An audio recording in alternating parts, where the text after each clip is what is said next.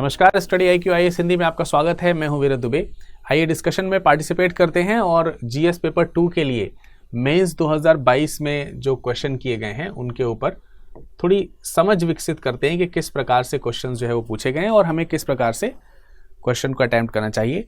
इस GS paper 2 में भी हम भारतीय राज्य व्यवस्था या फिर भारतीय संविधान का जो पोर्शन है उससे संबंधित जो प्रश्न है उनको यहाँ पर लेंगे 1 बाय 1 और बगैर देर किए हुए सबसे पहले पहुँचते हैं प्रश्न के अंतर्गत। देखिए, यहाँ पर प्रश्न मैं आपके समक्ष रखूंगा और मैं बताने का प्रयास करूंगा कि कैसे आप इसको थोड़ा ध्यानपूर्वक समझ करके लिख सकते थे या समझ सकते थे या जान सकते थे। वैसे तो ये पेपर हो चुका है, लेकिन इस सेशन को कराने का उद्देश्य ये है कि जो लोग आगामी परीक्षा में बैठने वाले हैं वर्ष 2023 के लिए, या फिर 24 के लिए, उनको ये समझ में आए कि पेपर में क्वेश्चन कैसे पूछे जाते हैं और क्वेश्चन से किस प्रकार से हमें समझ विकसित करनी होती है और उसका उत्तर लेखन करना होता है। इस समस्या कई बार ऐसा होता है कि हमको जो क्वेश्चन है वो आते हैं, मतलब प्रश्न जो है अगर डायरेक्टली पूछा जाए तो आपको उसके उत्तर आते हैं, लेकिन उस जो प्रश्न पूछने की जो शैली है उसकी वजह से हमें सीधी भाषा समझ में नहीं आती है। तो हम ये भी समझने का प्रयास करेंगे कि कैसे प्रश्न पूछे गए हैं। देखिए, एक क्वेश्चन आपको यहाँ पर लिखा हुआ दिख रहा होगा, भारत में आधुनिक कानून की सर्वाधिक महत्वपूर्ण उपलब्धि सर्वोच्च न्यायालय द्वारा पर्यावरणीय समस्याओं का संवैधानिकरण है। सुसंगत वाद विधियों की सहायता से इस कथन की विवेचना कीजिए। और ये 150 शब्दों में उसका उत्तर देना है। 2 प्रकार की श्रेणियां हैं, 150 और 250। ठीक है, तो जब हम 150 शब्दों की श्रेणी में आते हैं तो कभी जब प्रश्न सरल पूछा जाता है तो एक कंफ्यूजन क्रिएट होता है या फिर एक समस्या हमारे सामने आती है कि प्रश्न का उत्तर हमें आता है और बहुत ज़्यादा आता है, लेकिन समस्या ये है कि उसे 150 शब्दों में सीमित करके लिखना है। तो यह आवश्यक हो जाता है कि आप अति महत्वपूर्ण बिंदुओं को संकेंद्रित होते हुए वहाँ पर लिख सकें, अपनी लेखन शैली का विकास करते हुए वहाँ पर प्रदर्शन कर सकें। तो अब देखिए, सबसे पहले तो हम क्वेश्चन को समझने का प्रयास करेंगे कि क्या कहा गया है। कहा गया भारत में आधुनिक कानून की सर्वाधिक महत्वपूर्ण उपलब्धि सर्वोच्च न्यायालय द्वारा, यहां पर यह अंडरलाइन करने का विषय है, सर्वोच्च न्यायालय सुप्रीम कोर्ट द्वारा, और सुप्रीम कोर्ट द्वारा पर्यावरणीय समस्याओं का संवैधानिकरण है। अब देखिए, इसमें बहुत विशेष पॉइंट लिखा गया है, सर्वोच्च न्यायालय द्वारा पर्यावरणीय समस्याओं का संवैधानिकरण। साधारण तौर पे आप सुप्रीम कोर्ट को किस रूप में देखते हैं? न्यायपालिका की दृष्टि से देखते हैं। सुप्रीम कोर्ट है, न्यायपालिका न्याय देने का काम करती है, लेकिन यहां पर आप देख सकते हैं एक ऐसा प्रश्न रखा गया है जिसमें स्पष्ट रूप से समझ में आ रहा है कि सर्वोच्च न्यायालय न्याय के अलावा दूसरे कार्य में भी इन्वॉल्व होता है, जैसे कि न सिर्फ न्याय देना बल्कि जो मौलिक अधिकार हैं उनकी रक्षा करने का भी है।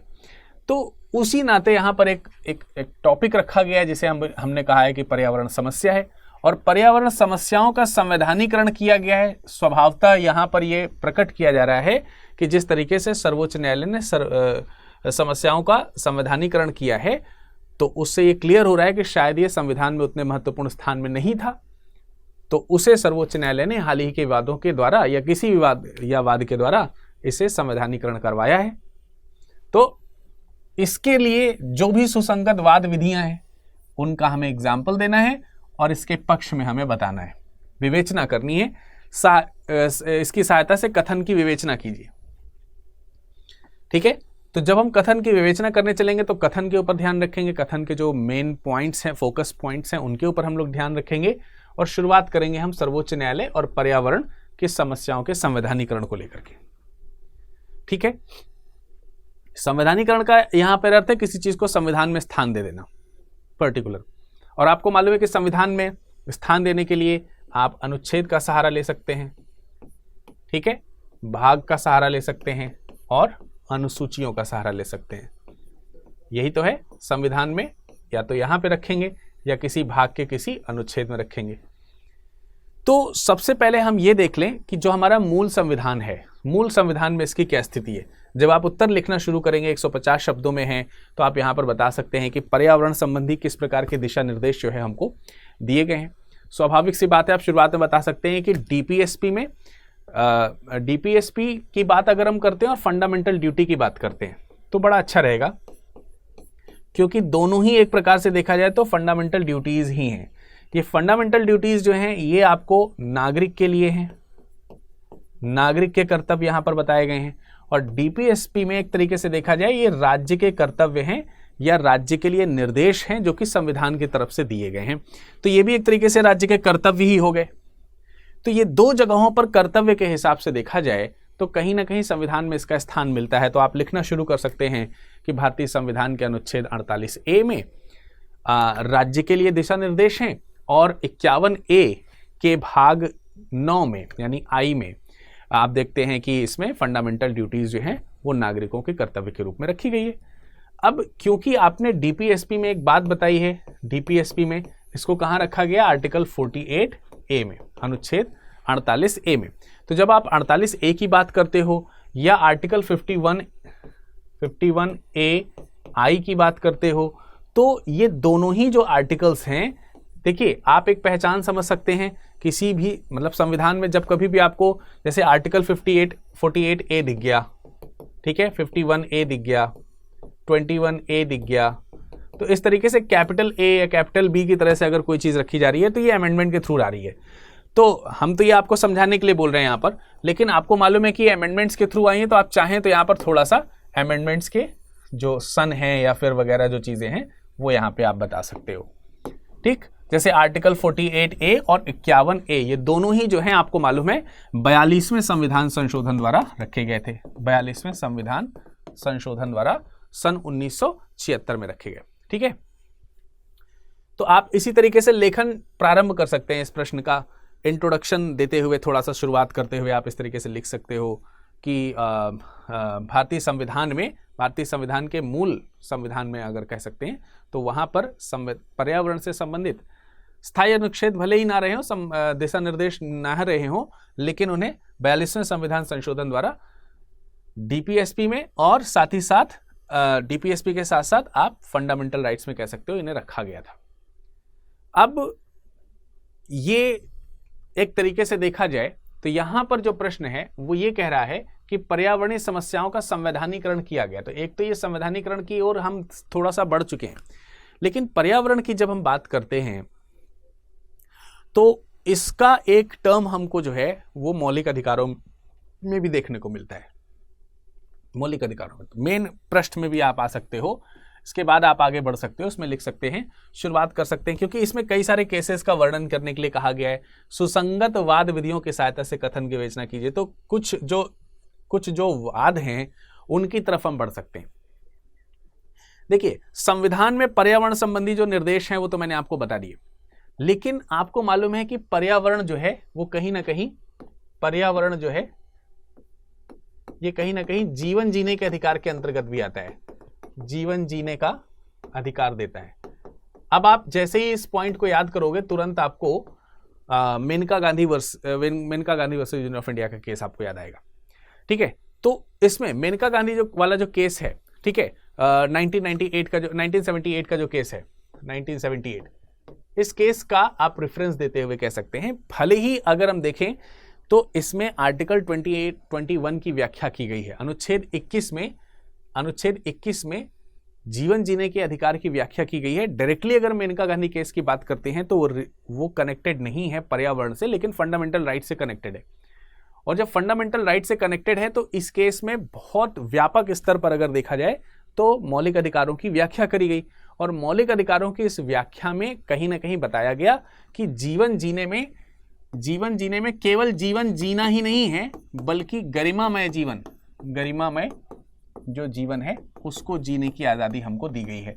और एक गरिमामय जीवन जीने के अंतर्गत हमें खुली हवा में, स्वच्छ हवा में सांस लेना भी, उसमें बहुत सारे एस्पेक्ट्स हैं, चाहे वो आपके मतलब रोटी कपड़ा मकान की बेसिक नीड्स से लेकर के शिक्षा, रोजगार और स्वच्छ हवा में, वायु में सांस लेने, स्वच्छ जल पीने और इधर उधर आज़ादी से घूमने फिरने इत्यादि तमाम सारे व्यापक परिप्रेक्ष्य में इस पर डिस्कशन हुआ था। तो मेनका गांधी वाला जो केस है, मेनका गांधी वाला जो केस है, इसका एक रेफरेंस देते हुए आप यहां पर आ सकते हो। ठीक है, सिंपल सी एक बात है। तो जीवन जीने का जो एक आधार है, जीवन जीने का जो आधार है वो आप यहां पर जीवन जीने का जो आधार है उस आधार में या आधारभूत जो तत्व हैं, उन आधारभूत तत्वों में एक आप बता सकते हो कि शुद्ध पर्यावरण, शुद्ध पर्यावरण, पर्यावरण भी एक अधिकार के तौर पर आता है। फिर इसमें दूसरे केसेस भी हैं। अगर आप देखोगे MC Mehta case, MC Mehta case की अगर हम बात करते हैं तो एमसी मेहता केस भी स्वच्छ पर्यावरण को लेकर के आता है। और आर्टिकल 21 में, आर्टिकल 21 में एमसी मेहता केस 2002 की बात करते हैं, एमसी मेहता केस की अगर हम बात करते हैं तो ये वर्ष 2002 वाला जो केस है, इसमें जीवन जीने का अधिकार कहा गया है। किसको? स्वच्छ पर्यावरण को, स्वच्छ पर्यावरण को, पर्यावरण को जीवन जीने के अधिकार के रूप में व्याख्या इसकी करी गई है। कहा गया कि जीवन जीने का अधिकार के रूप में इसको गिना जाना चाहिए। तो स्वाभाविक सी बात है कि कहीं ना कहीं ये जो केसेस हैं, ये केसेस सुप्रीम कोर्ट में ही हुए होंगे और कहीं ना कहीं उससे संवैधानिकरण होते हुए हमको यहाँ स्पष्ट दिखाई दे रहा है। तो जब हम स्ट्रक्चर कर रहे हैं क्वेश्चन को, तो हमें प्रश्न के इर्द गिर्द ही रहना है, इधर उधर से भटकना नहीं है ज़्यादा। अब इसमें आप कुछ दूसरे एग्जाम्पल्स भी दे सकते हैं, जैसे कि आप दे सकते हैं पॉल्यूटर पे प्रिंसिपल, कुछ सिद्धांत हैं यानी प्रिंसिपल्स हैं, जैसे पॉल्यूटर पे प्रिंसिपल है।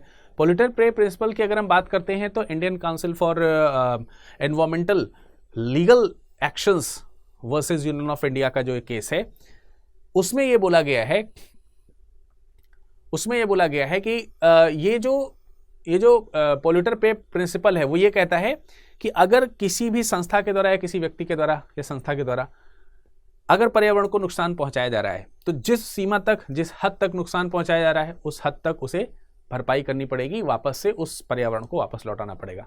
साथ ही साथ उसका जो हर्जाना है वो भी भरना पड़ेगा। मतलब मान लेते हैं कोई फैक्ट्री इत्यादि है, उससे किसी गैस का रिसाव हुआ या फिर किसी प्रकार का कोई अग्निकांड हुआ या कुछ भी ऐसा होता है जिससे जो पर्यावरण है उसका नुकसान होता है और उससे प्रभावित होते हैं कुछ लोग। तो जो लोग प्रभावित हुए उन्हें हर्जाना भी आप भरेंगे, साथ ही साथ उस घटना के घटित होने से पहले जैसा पर्यावरण था उस तरीके का पर्यावरण दोबारा लाना पड़ेगा। और उस पर्यावरण को दोबारा बनाने के लिए जितना भी खर्चा आएगा, वो सारा खर्चा जो है वो पॉल्यूटर को पे करना पड़ेगा। मतलब अगर आपने प्रदूषण किया है तो प्रदूषण का हर्जाना आपको भरना पड़ेगा पूरी तरीके से, ठीक है। इसके अलावा और भी केसेस हैं जिसमें माननीय जस्टिस कुलदीप सिंह और सागिर जी थे, उनकी अध्यक्षता में एक केस होता है जिसमें ये बोला जाता है, पब्लिक ट्रस्ट की बात है, पब्लिक ट्रस्ट डॉक्ट्रिन की बात करी जाती है। उसमें रेफरेंस दे सकते हैं कि कुलदीप सिंह और सागिर जो अहमद जी हैं, उनकी अध्यक्षता में जो कमेटी गठित करी गई थी या उनकी अध्यक्षता में जो निर्णय दिया गया था, उसमें कहा गया था साफ साफ तौर पर कि जितनी भी प्राकृतिक संसाधन है, जितने भी प्राकृतिक संसाधन है, तो प्राकृतिक संसाधन जो हैं वो साझा प्राकृतिक संसाधनों की बात करी जा रही है। साझा प्राकृतिक संसाधन जो हैं, संसाधन, उनको क्या नहीं कर सकते आप, उनका आप निजीकरण नहीं कर सकते, उसका आप निजीकरण नहीं कर सकते। जैसे अब ये साझा प्राकृतिक संसाधन का मतलब जैसे ये पर्यावरण की चीजें आती हैं। पर्यावरण की चीजों में आप जल को ले सकते हो, वायु को ले सकते हो, पृथ्वी को ले सकते हो, प्रकृति के दूसरे जो भी सोर्सेज उनको आप ले सकते हो। तो इन पर किसी एक का अधिकार नहीं है, इन पर सबका अधिकार होता है।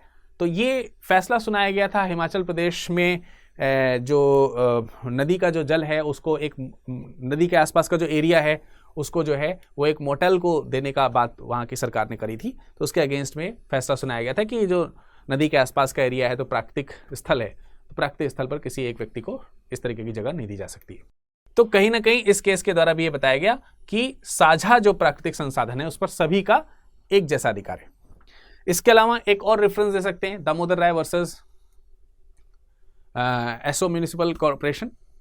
ये केस 1887 का है और इसमें भी पर्यावरण से संबंधित चीजें कही गई हैं, जिसमें कहा गया कि पर्यावरण जो है उसमें जो प्रदूषक हैं वो प्रदूषक धीरे धीरे करके पर्यावरण को नष्ट करते हैं, जहर घोलते हैं और जीवन जीने के लिए जो पर्याप्त संसाधन है उसको कहीं ना कहीं समाप्त करने की ओर आगे बढ़ते हैं। तो इसे अनुच्छेद 21 का उल्लंघन माना जाएगा और ऐसा करना जो है वो संविधान के खिलाफ है, मतलब संविधान की मूल भावना के खिलाफ है। अगर कोई ऐसा कर रहा है तो उसको उसका हर्जाना भरना पड़ेगा। तो दामोदर राय वर्सेस एसओ जो म्युनिसिपल कॉर्पोरेशन है वो 1887 का, 1987 का, उसका रेफरेंस भी आप दे सकते हैं, ठीक है। इसके अलावा सुभाष कुमार बनाम बिहार का केस है, सुभाष कुमार बनाम बिहार का केस, सुभाष कुमार बनाम बिहार एवं अन्य राज्य, 1991 का ये केस है। और इस केस में भी यही कहा गया है कि जीवन जीने का अधिकार जो है वो मौलिक अधिकार है। जीवन जीने का अधिकार एक प्रकार का मौलिक अधिकार है जिसमें स्वच्छ जल भी आता है, स्वच्छ वायु भी आता है, और अगर ये नहीं मिल रहा है तो इससे जीवन का आनंद नहीं लिया जा सकता। यानी जीवन का आनंद लेने के लिए स्वच्छ वायु और स्वच्छ जल की आवश्यकता होती है। तो ये वो केसेस हैं, ये वो वाद हैं जिनका रेफरेंस देते हुए आप पूरे स्ट्रक्चर को यहां लिख सकते हो और अंत में आप कंक्लूड कर सकते हैं इस बात को इस प्रकार से हम कह सकते हैं कि आधुनिक भारत में कानून की सर्वाधिक महत्वपूर्ण उपलब्धि सर्वोच्च न्यायालय द्वारा पर्यावरणीय समस्याओं का संवैधानिकरण है। या उपरोक्त वाद विधियों से यह सिद्ध होता है कि सर्वोच्च न्यायालय ने पर्यावरणीय समस्याओं का संवैधानिकरण में महत्वपूर्ण भूमिका निभाई है। ऐसा करते हुए आप इस प्रश्न का उत्तर जो है वो क्या कर सकते हो, समाप्त कर सकते हो। ठीक है, तो ये प्रश्न आपको समझ में आ गया होगा। इस प्रकार से आप इसका उत्तर लिख सकते हो, क्योंकि आपके पास में 150 शब्दों का उत्तर लिखना है, बहुत बड़ी सीमा नहीं है। तो सीधे सीधे विवादों का विवरण देते हुए शुरुआत में आपने कॉन्स्टिट्यूशन में बता दिया कि मूल संविधान में इसके प्रावधान नहीं थे, लेकिन संविधान संशोधन के द्वारा इसको जोड़ा गया है, और उसके बाद सीधा आपने वादों की सूची दे दी उसमें। ठीक है, इस प्रकार से यह प्रश्न यहां पर समाप्त होता है। चलिए अब बढ़ते हैं अगले प्रश्न की ओर। चलिए देखते हैं अगला प्रश्न यहां पर क्या है। अगले प्रश्न में कहा जा रहा है भारत के संपूर्ण क्षेत्र में निवास करने और विचरण करने का अधिकार स्वतंत्र रूप से सभी भारतीय नागरिकों को उपलब्ध है। स्वतंत्र रूप से सभी भारतीय नागरिकों को उपलब्ध है, किंतु यह अधिकार असीम नहीं है। इस पर टिप्पणी करना है, 150 शब्दों में लिखना है। अब देखिए यहां पर भी एक स्टेटमेंट दिया गया है, और जब स्टेटमेंट दे दिया गया है तो इस प्रश्न में सीधा सीधा क्वेश्चन किया गया है, और बहुत ही साधारण तरीके से आप इसका उत्तर लिख सकते हैं। बहुत अच्छी तरीके से आप इसकी व्याख्या भी कर सकते हैं। निश्चित रूप से आप ये भी फंडामेंटल राइट के अंतर्गत बनने वाला एक प्रश्न है। तो एक तरीके से देखा जाए तो पिछला जो प्रश्न था वो भी फंडामेंटल राइट से रिलेटेड था, और ये वाला प्रश्न जो है ये भी फंडामेंटल राइट यानी मौलिक अधिकार से संबंधित है। तो लिखा है भारत के संपूर्ण क्षेत्र में निवास करने विचरण करने का अधिकार स्वतंत्र रूप से सभी भारतीय नागरिकों को उपलब्ध है। ये एक स्टेटमेंट है, और ऐसा है ही। आपको मालूम है कि संपूर्ण क्षेत्र यानी जितनी भी इंडियन टेरिटरी है, इंडियन टेरिटरी के बारे में आपको आर्टिकल 1 में पढ़ने को मिलता है। आर्टिकल 1, 2, 3 जो है इसी के रेफरेंसेस हैं, और स्पेशली अगर देखा जाए तो शेड्यूल 1 जो है उसके अंतर्गत इसकी व्याख्या देखने को मिलती है कहां तक इंडियन टेरिटरी है। तो भारत के संपूर्ण क्षेत्र में निवास और विचरण करने दो चीजें हो गई। ठीक है, राइट टू मूवमेंट का मतलब हो गया विचरण करना, एंड रेजिडेंस निवास करना। सेटल भी इसी के साथ ही आ जाएगा अभी आगे। तो विचरण करने का अधिकार स्वतंत्र रूप से सभी भारतीय नागरिकों को है। ऐसे लोग जो इंडियन सिटीजन्स हैं उन सबको है। तो ये एक अधिकार है, ये फंडामेंटल राइट है, लेकिन ये फंडामेंटल राइट असीम नहीं है, यानी कि इसके लिमिट्स हैं कुछ। ये एब्सोल्यूट नहीं है, इसके लिमिट्स हैं। आप इसके बारे में बता सकते हैं कि भारत में निवास करना या स्वतंत्र रूप से विचरण करने का अधिकार भारतीय संविधान के भाग 3 के अंतर्गत अनुच्छेद 19 में दी गई 6 प्रकार की स्वतंत्रताओं में से एक है। और उसमें भी आप लिख सकते हो आर्टिकल 19(1)(d). आर्टिकल 19(1)(d) में आपको मालूम है कि इस प्रकार के अधिकारों का वर्णन किया गया है, जिसमें कहीं पर भी आवागमन की स्वतंत्रता दी गई है, कहीं पर भी स्वतंत्र रूप से विचरण करने की आजादी, स्वतंत्र रूप से विचरण की आजादी। तो आप देख रहे हैं स्वतंत्र रूप से विचरण की आजादी जो है ये आपको आर्टिकल 19(1)(d) में मिला। इसी तरीके से आप आर्टिकल 19(1) जो ई है उसका भी विवरण दे सकते हैं। आर्टिकल 19(1)(e), आर्टिकल 19 का क्लॉज 1 का सब क्लॉज ई, इसमें क्या कहा गया है? इसमें भारत के किसी भी भाग में स्वतंत्र रूप से निवास करने की या रहने की या बसने की स्वतंत्रता। ठीक है, तो स्वतंत्र रूप से निवास करने, ठीक है, निवास करने, रहने या बसने की जो स्वतंत्रता है वो इसमें दी गई है। यही चीज स्टेटमेंट में लिखा है, लेकिन आपको अपने इंट्रोडक्शन में या किसी भी पार्ट में इस तरीके से, मेरे ख्याल से इंट्रोडक्शन ज्यादा अच्छा रहेगा, इसमें आप बता सकते हो कि भारतीय संविधान के भाग 3 के अनुच्छेद 19 के भाग 1 के भाग ई और डी और ई में इन प्रकार की स्वतंत्रताओं का वर्णन किया गया है। तो ये मौलिक अधिकार की श्रेणी के अंतर्गत आती हैं। हालांकि कुछ विशेष स्थितियों में इसके ऊपर कुछ सीमाएं भी लगाई गई हैं। ठीक है, कुछ विशेष स्थितियां ऐसी हैं जहां पर इस पर रिस्ट्रिक्शंस भी हैं, क्योंकि प्रश्न में सीधा कहा गया आपसे कि किंतु यह अधिकार असीम नहीं है, तो हमें मेन बॉडी के अंतर्गत इसके ऊपर टारगेट रखना पड़ेगा। ये अधिकार है, ये हमने बता दिया, ये तो प्रश्न भी बता रहे हैं। बस इसमें प्रश्न में ये नहीं बताया गया कि कहां है, तो हमने उसको बता दिया कि कहां है। लेकिन बात यह है कि सीमाएं किस प्रकार की हैं, लिमिटेशंस जो हैं, लिमिटेशंस लगाई गई हैं तो किस प्रकार की लगाई गई। देखिए, लिमिटेशंस लगाई गई हैं इस संदर्भ में लगाई गई हैं कि एक तो इसलिए लगाई गई हैं सार्वजनिक या जनता के हित के लिए। मतलब लिमिटेशंस जो हैं, अगर आपसे किसी काम को करने के लिए रोका जा रहा है, मतलब एक तो आपका अधिकार है पर वो अधिकार लेने से रोका जाए, तो हो सकता है क्या, मैक्सिमम होता ही है कि ऐसी जगह पे ही रोका जा सकता है जहां पर किसी का हित रुका हो। जैसे मैं कह दूं कि आपको फला जगह जाने का अधिकार है, आप जा सकते हैं, लेकिन फिर भी रोका जा रहा है आपको जाने से, तो कुछ तो कारण होंगे, कुछ तो रीजंस होंगे, और हो सकता है कि वो आपके कारण, क्योंकि फंडामेंटल राइट है, स्वाभाविक सी बात है आपका उसमें जो है लाभ कहीं ना कहीं निहित है। तो एक तो होता है सार्वजनिक हित की बात करी जाती है, सार्वजनिक हित की बात करते हैं या लोक हित की बात करते हैं, लोक हित में या आपके हित में उसको नहीं करने दिया जाए। दूसरा होता है किसी विशेष जन या समाज के हित में होता है, तो फिर रोक लगाई जाती है। विशेष जन या समाज के हित में, जैसे कि मान लेते हैं हम मान लेते हैं आदिवासी क्षेत्र की बात करते हैं। आदिवासी क्षेत्रों में जाने की आज़ादी नहीं है, या कई ऐसे क्षेत्र हैं जहां पर जाने की आज़ादी नहीं है, तो ये उनके हित के लिए होता है। ठीक है, आपका जाने का अधिकार है, लेकिन ये उनके हित भी है, उनके भी अपने हित है कि आप वहां पर ना आए। मतलब फंडामेंटल राइट्स का भी एक प्रोसीजर ये है, लिमिटेशंस है कि आपकी राइट्स दूसरे की राइट्स को वायलेट नहीं करनी चाहिए। जैसे ये प्रश्न दूसरी चीज पे ही बन सकता है। आप बताइए, आपको कहीं पर भी घूमने फिरने की आजादी है। हमारे यहां भारत में सड़क में हम लोग किस तरफ चलते हैं, बाईं ओर चलते हैं। क्या आप सड़क में दाईं ओर चल सकते हैं? अगर वन वे है तो आप जा सकते हैं? नहीं जा सकते ना, वो भी टेरिटरी है, इंडियन की टेरिटरी है, लेकिन आप नहीं जा सकते क्योंकि उसमें आपको जाने में नुकसान है और दूसरों को भी नुकसान है उससे। तो ऐसे प्रत्येक कार्य में आपके फंडामेंटल राइट्स को रोका जा सकता है, जिससे आपके अधिकार दूसरे के अधिकार को वायलेट करते हो या बहुत ज्यादा उसका अतिक्रमण करते हो। जोर जोर से बोलने की आजादी है, लेकिन इतना बोलने की आजादी नहीं कि दूसरे वाले को सुनने में दिक्कत हो जाए। तो किसी एक अधिकार से किसी दूसरे अधिकार का वायलेशन नहीं होना चाहिए, ये चीज आपको यहां पर ध्यान रखनी है। तो देखिए, इसी तरीके से जैसे आदिवासी हैं, आदिवासियों की भी अपनी रहने की आजादी है, लेकिन आपके आने जाने की आजादी की वजह से उनके रहने की आजादी डिस्टर्ब नहीं होनी चाहिए ना। तो इस चीज को यहां पर ध्यान में रखते हुए इस प्रकार के रिस्ट्रिक्शंस यहां पर लगाएंगे। अब अगर इसको हम थोड़ा सा और व्याख्या कर सकें, इसकी किस प्रकार से व्याख्या कर सकें, कुछ और उदाहरण दे सकें तो बेहतर रहेगा। जैसे कि कुछ निर्णय दिए जा सकते हैं। अभी आपने देखा कि कोविड प्रोटोकॉल आया, कोविड प्रोटोकॉल। जब कोविड आया तो आपने देखा कि आपको इधर उधर घूमने फिरने नहीं दिया गया, जबकि यहां पे क्या कहा गया है, अबाध रूप से, शायद अबाध शब्द का इस्तेमाल नहीं किया गया है, विचरण करने का अधिकार केवल इसमें दिया है, जबकि वहां पर अबाध रूप से विचरण करने का अधिकार है। अबाध रूप से जो आपका विचरण करने का अधिकार है, अबाध रूप से विचरण का जो अधिकार है, ये आपका छीना गया कि नहीं छीना गया। इनफैक्ट कई सारे लोगों को तो बहुत पिटाई भी हुई, दंडित भी किया गया। ये लिखना नहीं है, मतलब मैं बता रहा हूं आपको।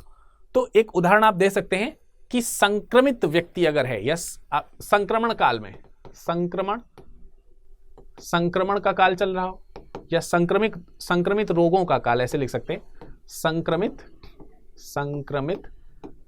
रोगों के समय में, महामारी के समय में, ठीक है।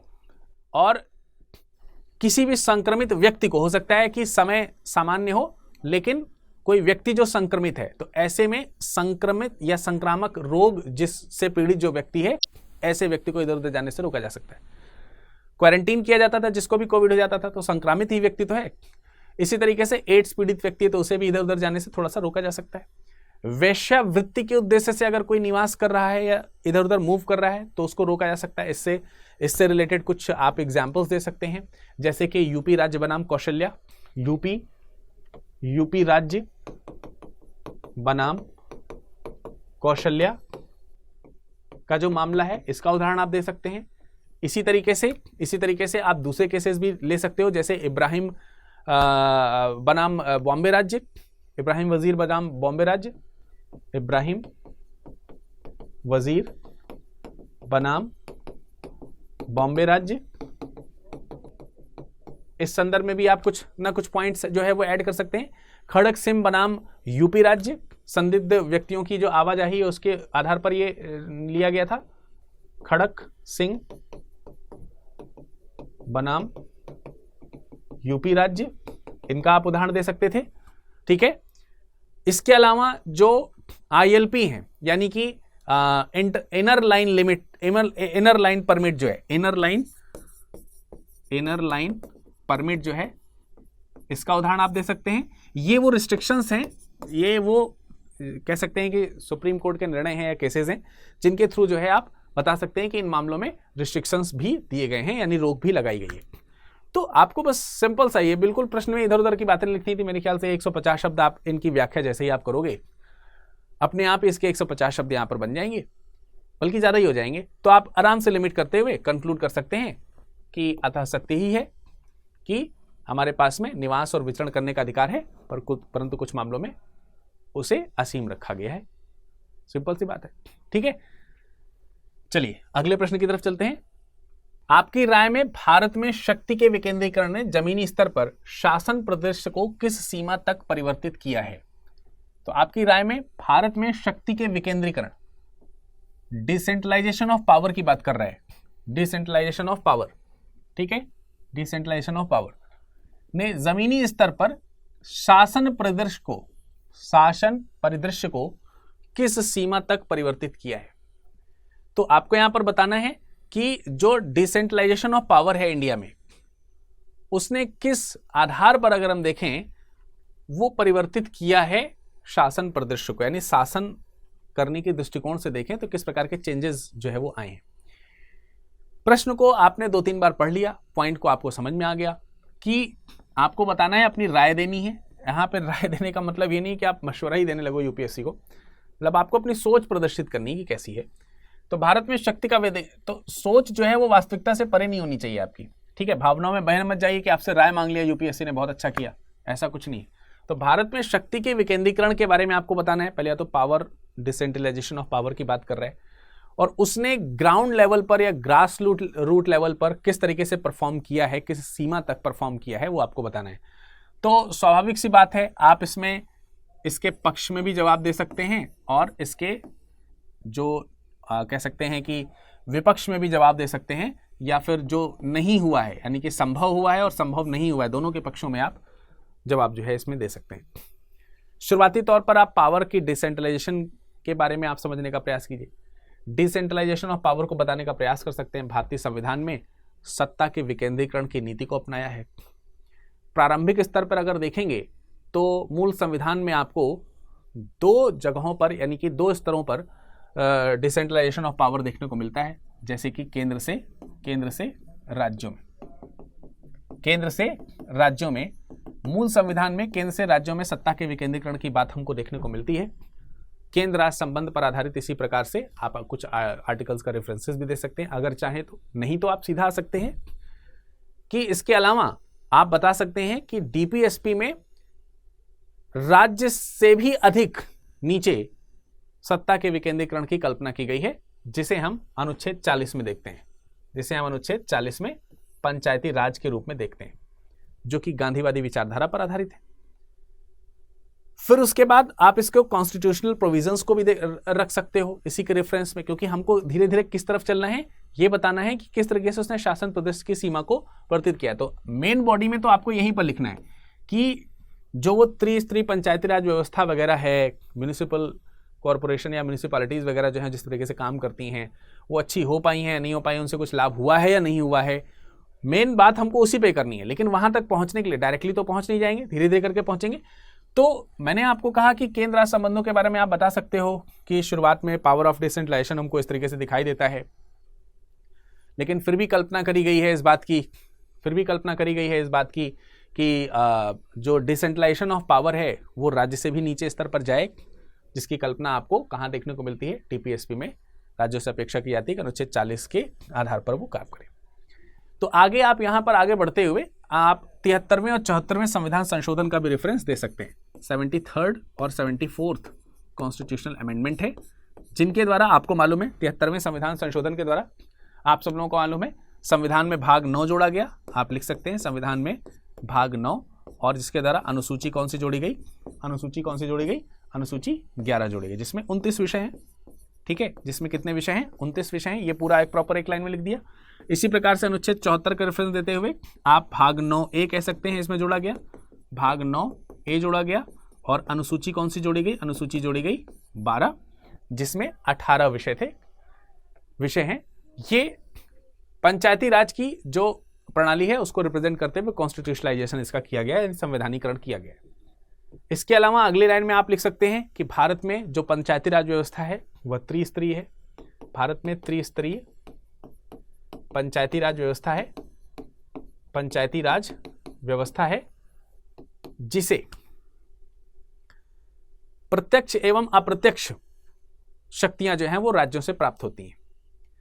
तो अब आप देखिए वहां शक्तियों तक आ गए, लेकिन हां अब यहां पे रास्ते से भटकना नहीं है कि अब उसमें आप 73वें संविधान संशोधन की व्याख्या करने लगो, 74वें संविधान संशोधन की। आप देखिए प्रश्न 150 शब्दों का सीधे सटीक आंसर लिखना है, जो पूछा गया उसका उत्तर लिखना है। ज्यादा करेंगे तो आप मेन बॉडी की जो चीज पूछी गई है वो मिस कर जाएंगे, क्योंकि शब्दों की सीमा है, स्वाभाविक रूप बात है कि समय की भी सीमा है।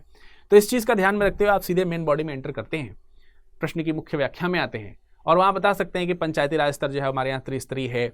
उसमें प्रत्यक्ष निर्वाचन के बारे में बता सकते हैं, उसके आरक्षण प्रणाली के बारे में बता सकते हैं, उसका चुनाव निश्चित समय पर होता है, होने का प्रावधान जो है वो दिया गया है। इन सब चीजों की चर्चा करते हुए आप बता सकते हैं कि आम जनता का भी इसमें जो प्रतिनिधित्व में जो पार्टिसिपेशन है या फिर राजनीति में जो पार्टिसिपेशन है वो थोड़ा सा बढ़ा हुआ दिखाई देता है। क्यों? क्योंकि आपने देखा कि जैसे कि आप देखते हैं कि पंचायत में रिजर्वेशन की प्रणाली है, चाहे वो आरक्षण जो है वो जाति के आधार पर हो, चाहे वो लिंग के आधार पर हो। जाति एवं लिंग के आधार पर हमको आरक्षण देखने को मिलता है, जिससे कि क्योंकि पंचायती राज का प्रावधान ही वही है, जो समाज में अति पिछड़े लोग हैं उनको भी मेन स्ट्रीम के साथ जोड़ना। आप कल्पना नहीं कर सकते हैं कि पहले के भारत में वो लोग थे ही नहीं। उनको ये लगता था कि ये जो संभ्रांत परिवार के लोग हैं, उच्च परिवार के जो लोग हैं, उच्च कुल के जो लोग हैं, वही केवल राजनीति में हिस्सा ले सकते हैं। तो ये भी हिस्सा ले सकते हैं, इन्हें भी। तो जो आप देख रहे हैं शासन जो है वो कहाँ तक जा रहा है? निम्न स्तर तक, अर्थात ग्रामीण स्तर तक, अर्थात ग्रास रूट लेवल तक जा रहा है, और उसको जाने का श्रेय किसको है? पंचायती राज व्यवस्था को है।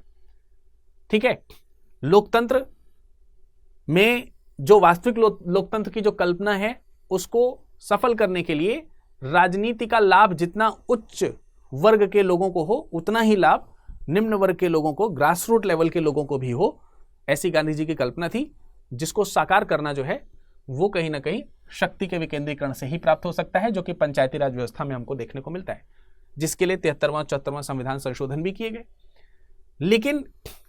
लेकिन कई मामलों में आप दूसरा पैराग्राफ चेंज करके इन बातों को आप पलटा सकते हो।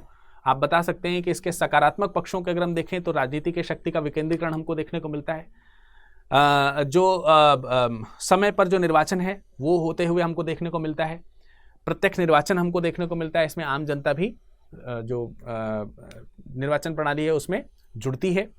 आरक्षण से जन सामान्य की जो भागीदारी है वो बढ़ती हुई दिखाई देती है। लेकिन इसके आप लिख सकते हैं कि लेकिन इसके कुछ कह सकते हैं कि कुछ ऐसी भी चीजें हैं जो अभी सीमित रह गई हैं। सुविधा होने के बावजूद भी इसका जो प्रभाव है, प्रशासनिक शक्ति जो है, उसमें कहीं ना कहीं उसके हस्तांतरण में ठीक तरीके का हस्तांतरण हमको देखने को नहीं मिलता है। कहां नहीं मिलता है? जैसे कि आप बता सकते हो निर्वाचन के मामले में पंचायतों के निर्वाचन होते हैं, पंचायतों को उनका निर्वाचन कराने का अधिकार भी है, लेकिन इनका निर्वाचन कराएगा कौन? राज्य निर्वाचन आयोग। अब समस्या यही है कि राज्य निर्वाचन आयोग ने अगर ठीक तरीके से नहीं कराया तो फिर ये काम नहीं चलेगा। या फिर आप यहां पर यह भी देख सकते हैं कि जैसे आप बता सकते हो राज्य वित्त आयोग की बात आप यहां पे कर सकते हैं। राज्य वित्त आयोग के गठन की बात भी यहां पे करी जाती है। वित्त आयोग, राज्य वित्त आयोग, जब राज्य वित्त आयोग का गठन होगा तो इससे इन विकेंद्रीकरण वाले जो जैसे पंचायत आदि हैं इनको जो है लाभ भी होगा। आर्टिकल 243I में इसकी व्यापक जो है व्याख्या करी गई है। ठीक है, तो यहां पर हमको ध्यान रखना है कि भाई कैसे जो है राज्य वित्त आयोग का कैसे गठन होगा, कैसे इसकी नियुक्ति होगी, कैसे वेतन दिया जाएगा, कैसे जो है इसमें पदमुक्त कैसे किया जाएगा लोगों को। लेकिन इसके लिए कानून कौन बनाएगा? इसके लिए कानून तो राज्य बनाएगा। अगर राज्य ठीक तरीके से काम कर रहा है तब तो अच्छे कानून बन जाएंगे, अच्छी तरीके से नियंत्रण लागू होगा, अच्छी तरीके से उसका प्रभाव देखने को मिलेगा। अगर राज्य सरकार इसमें इंटरेस्टेड नहीं है तो फिर नहीं भी देखने को मिलेगा। सिमिलरली निर्वाचन आयोग के ऊपर भी है, 243K का आप रेफरेंस दे सकते हैं। चुनाव की प्रणाली के ऊपर आप यहाँ पर सवाल उठा सकते हैं।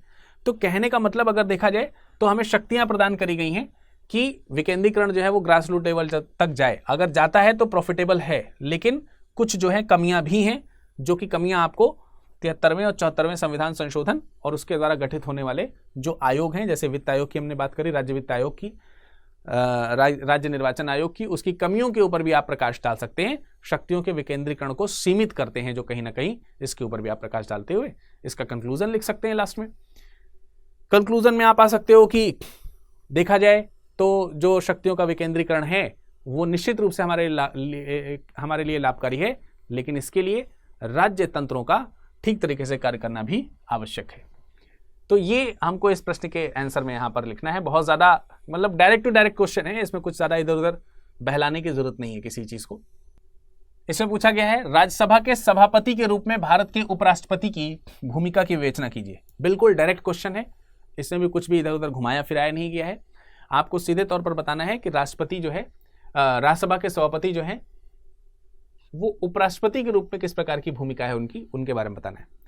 ये भी स्पष्ट कर रहा है कि राज्यसभा के सभापति जो है वो उपराष्ट्रपति होते हैं, जो कि आपको मालूम ही है कि ये होते हैं। तो हमको करना क्या है, इस प्रश्न में उत्तर क्या देना है कि मेन क्या हमें सभापति के कर्तव्यों के बारे में बताना है या उपराष्ट्रपति की भूमिका के बारे में बताना है। उसने कहा है राज्यसभा के सभापति के रूप में भारत के उपराष्ट्रपति की भूमिका, यानी कि भूमिका उपराष्ट्रपति की बतानी है, लेकिन उसका रूप उपराष्ट्रपति वाला नहीं होना चाहिए, उसका रूप कैसा होना चाहिए, सभापति वाला होना चाहिए। तो एक सभापति के जो कर्तव्य हैं, कहीं ना कहीं आपको प्रश्न में सभापति के बारे में बताना है, लेकिन वो ये जानना चाह रहा है कि शुरुआत आप यहां से करें। तो स्वाभाविक सी बात है, आप सब लोगों को मालूम है कि भारतीय संविधान के अनुच्छेद 63 में भारत के लिए एक उपराष्ट्रपति की बात कही गई है। तो आप आर्टिकल 63 से शुरुआत कर सकते हैं। अनुच्छेद 83 के अनुसार, भारतीय संविधान के भाग 5 के अनुच्छेद 83 के अनुसार भारत में एक उपराष्ट्रपति होगा। ठीक है, तो ये बात यहां पर आपने यहां पर दे दी। लेकिन उसने क्या कहा है, उसने कहा है सभापति के रूप में भारत के उपराष्ट्रपति की भूमिका को भी बताना है। तो आप आगे कंटिन्यू कर सकते हैं। भारत का उपराष्ट्रपति जो कि राज्यसभा का पदेन सभापति भी होता है, पदेन सभापति। तो मेन तो हमको इसी में आना है, एक्स ऑफिशियो चेयरमैन के अंतर्गत ही आना है। ठीक है, जो कि राज्यसभा का पदेन सभापति भी होता है, जिसके व्यापक भूमिकाएं हैं, जिनमें निम्न प्रकार से हम चर्चा कर सकते हैं। अब चर्चा करने में आ जाइए। इसमें आप आर्टिकल 89 का सबसे पहले रेफरेंस दे सकते हैं। आर्टिकल 89 का रेफरेंस क्यों दे सकते हैं, अनुच्छेद 89 का रेफरेंस क्यों दे सकते हैं? क्योंकि इसमें राज्यसभा के सभापति और उपसभापति के कर्तव्यों की व्याख्या की गई है। राज्यसभा के सभापति और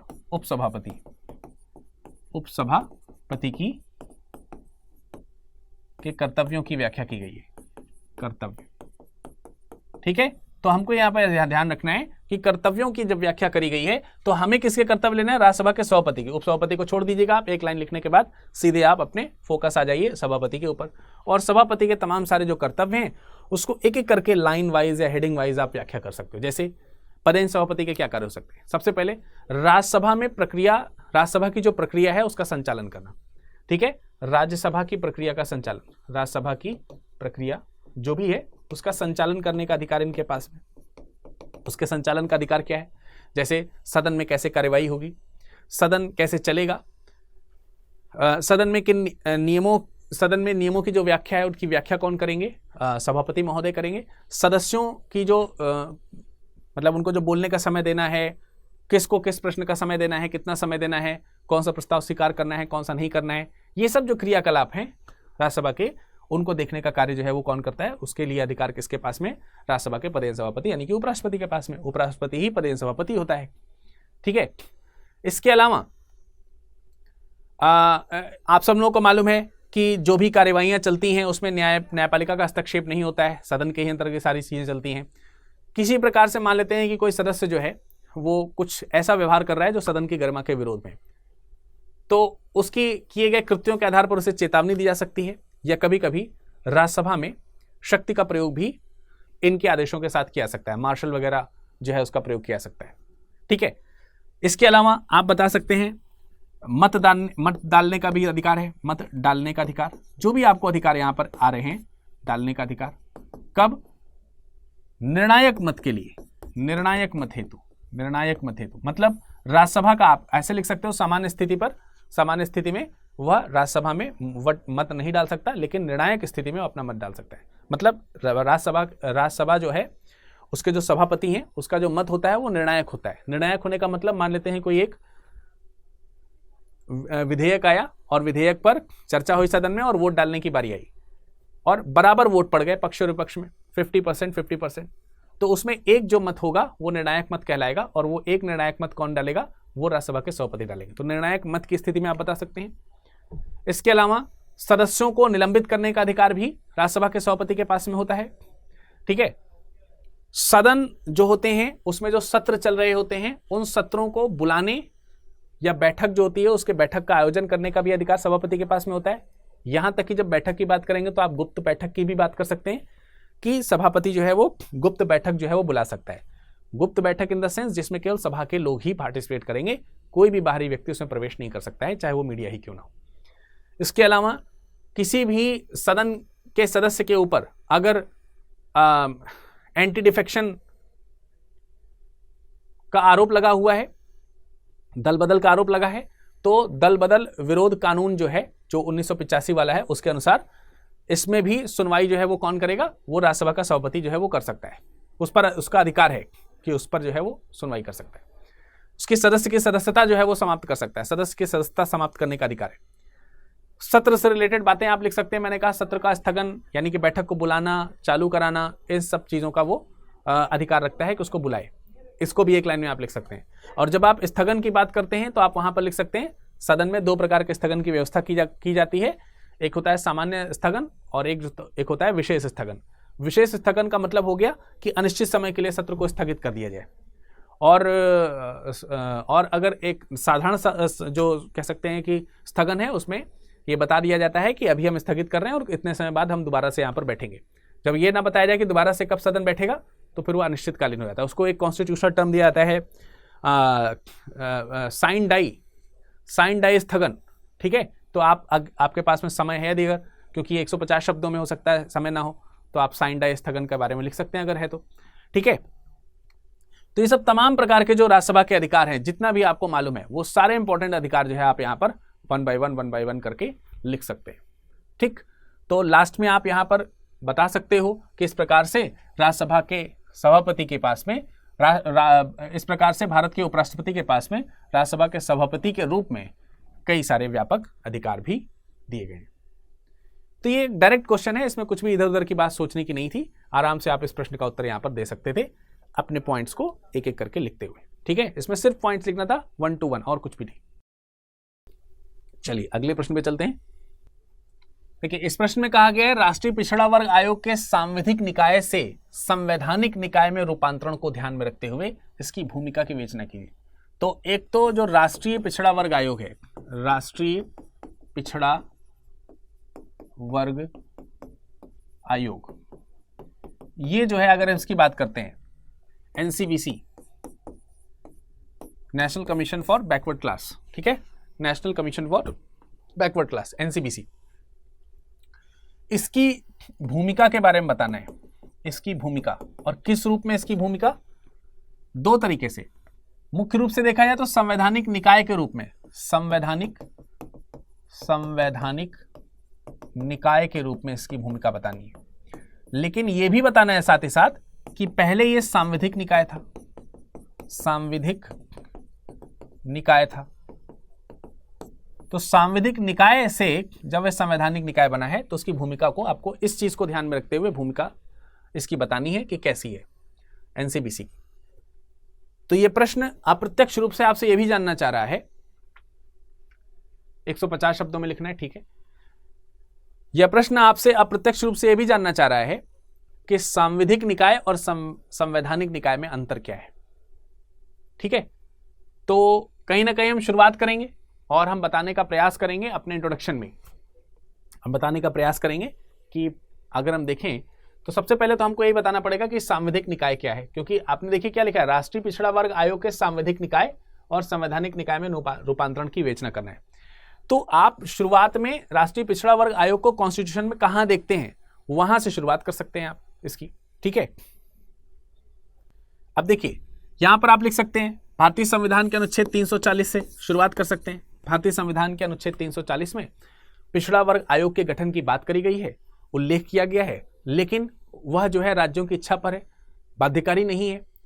वहां से हमको इस प्रकार की चीजें मिलती हुई देखने को मिलती हैं।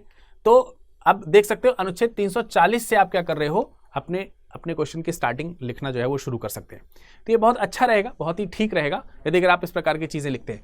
तो अनुच्छेद 340 के प्रावधानों को ध्यान में रखते हुए जो है राष्ट्रीय पिछड़ा वर्ग आयोग के गठन की बात करी जा सकती है, और इसका गठन जो है राष्ट्रपति कर सकता है। कौन कर सकता है? राष्ट्रपति कर सकता है, ठीक। इस प्रकार के आयोग का गठन वो राष्ट्रपति कर सकता है।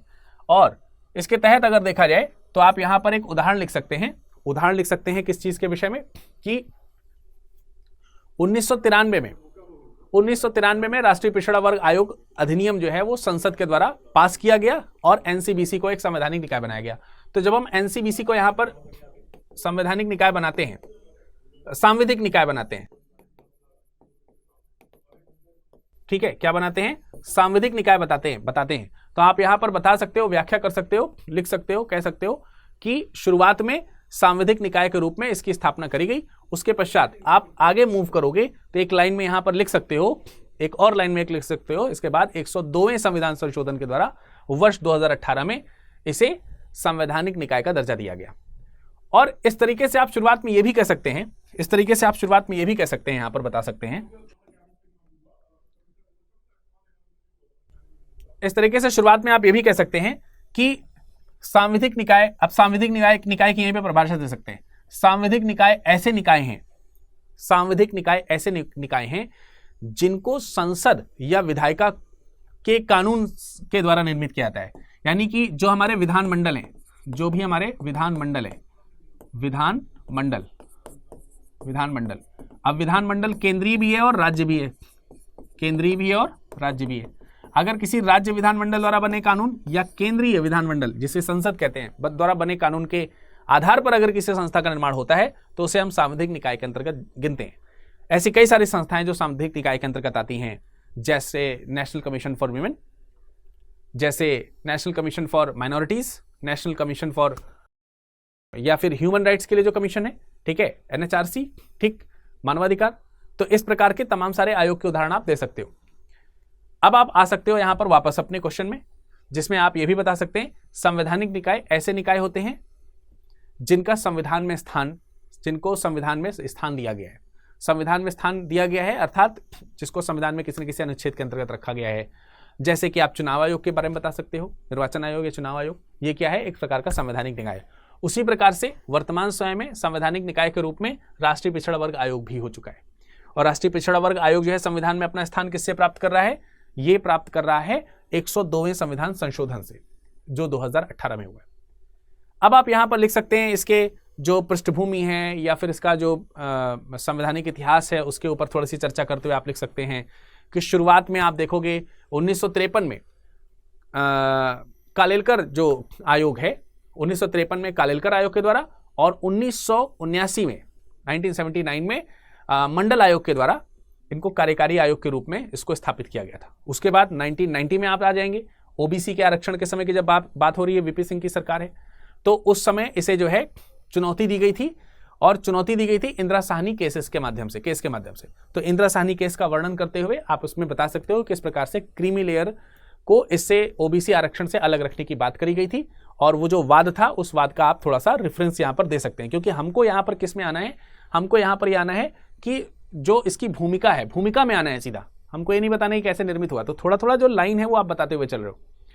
फिर आप उसमें बता सकते हो कि 1993 में राज्य पिछड़ा वर्ग आयोग जो है वो अधिनियम संसद के द्वारा पारित किया गया और एनसीबीसी को एक जो है सांविधिक निकाय की दर्जा दे दी गई, संस्था दे दिया गया। इसके बाद 102 में संविधान संशोधन द्वारा इसको जो है अनुच्छेद 338 बी के तहत, आर्टिकल कौन सा, आर्टिकल 338 बी के तहत संवैधानिक दर्जा मिला, तब से यह संवैधानिक निकाय हो गया। अब हम आ जाएंगे उसकी भूमिका के बारे में, अर्थात ये जो एनसीबीसी बना हुआ है, तो NCBC national commission for backward class, ये करता क्या है? स्वाभाविक सी बात है कि बैकवर्ड क्लास के अंतर्गत आने वाली जो भी लोग हैं, पिछड़ा वर्ग के अंतर्गत आने वाले जो भी लोग हैं, उनके हितों के संरक्षण की बात करेगा। उनसे रिलेटेड अगर कोई भी संवैधानिक जो अधिकार हैं, अगर उसका वायलेशन हो रहा है तो उसके खिलाफ वो आवाज उठाएगा। इसके अलावा जब कभी भी कोई विधि ऐसी बन रही होगी जिसमें इनके हितों की बात आएगी तो उसमें वो परामर्श देने का काम करेगा। कई बार जो नीतियां बन रही होती हैं उसमें परामर्श देने का काम करता है। ये सिविल कोड के रूप में भी कई प्रकार से काम करता है, जैसे कि सम्मन इत्यादि जारी करना, ये काम भी कर सकता है। ठीक है, तो एनसीबीसी के जो भी व्यापक कार्य हैं, उन व्यापक कार्यों के बारे में आप बता सकते हैं। आप बता सकते हैं कि पिछड़ा वर्ग के जो सदस्य होते हैं उनके साथ अगर किसी प्रकार का कोई भेदभाव या शिकायत हो रही है तो उस शिकायत की जांच करना, ये भी इसका कार्य होता है। ठीक है, ये भी इसका क्या होता है? कार्य होता है। अनुच्छेद 338 बी में इसके व्यापक जो भी प्रावधान है उसके बारे में आप अच्छे से जानकारी दे सकते हैं। पिछड़े वर्ग के जो भी लोग हैं उनके जो भी संवैधानिक अधिकार है उनके संरक्षण की बात कर सकता है। इन सब चीजों को लिखते हुए इनकी स्पष्ट भूमिका इस प्रकार से रही, इस चीज को हम यहाँ पर बता सकते हैं। समाज में उनकी भागीदारी जो है वो बराबर की रहे, जिससे कि उन्हें पिछड़ा वर्ग से सामान्य वर्ग के अंतर्गत जो भी सुविधाएं हैं वो उनका हनन ना हो, उसका ध्यान में रखते हुए ये आयोग जो है वो कार्य करता है। तो ये आपका राष्ट्रीय पिछड़ा वर्ग आयोग से संबंधित जो उत्तर है वो आप दे सकते हो। इतनी व्याख्या करोगे तो आराम से हो जाएगा, क्योंकि आपको देखो इसमें कई सारे मैटर्स लिखने हैं। आपको शुरुआत में बताना है कि राष्ट्रीय पिछड़ा वर्ग आयोग जो है वो अनुच्छेद 340 का प्रावधान लेते हुए आप बताने का शुरुआत करोगे। फिर संवैधानिक निकाय क्या है, सांविधिक निकाय क्या है, फिर उसके 2 स्टेप तो एटलीस्ट आपको बताने ही पड़ेंगे कि शुरुआत में वो किस प्रकार से सांविधिक निकाय बना था, किस तरह से सांविधिक निकाय बना और फिर किस तरीके से संवैधानिक निकाय बना, इस पर आएंगे। और फिर जाकर के आप 5-6 पॉइंट भी अगर आप लिख देते हैं इसके भूमिका के बारे में तो मेरे ख्याल से मोर देन इनफ होगा। तो आप आराम से इस तरीके के प्रश्नों को डील कर सकते हो। ठीक है, चलिए अगले प्रश्न में चलते हैं। देखिए, इस प्रश्न में पूछा गया राज्यपाल द्वारा विधायी शक्तियों, तो राज्यपाल की बात करी जा रही है इसमें। आप गलती से राज्यपाल को बताते बताते राष्ट्रपति के पास मत चले जाइएगा, क्योंकि कई बार ऐसा हो जाता है। ठीक है, तो ये ध्यान रखना है, राज्यपाल के बारे में बताना है, उसकी विधायी शक्तियों के बारे में बताना है, यानी राज्यपाल की शक्ति के ऊपर चर्चा होगी। और शक्तियों में भी बहुत सारी जो शक्तियां उसमें से विधायी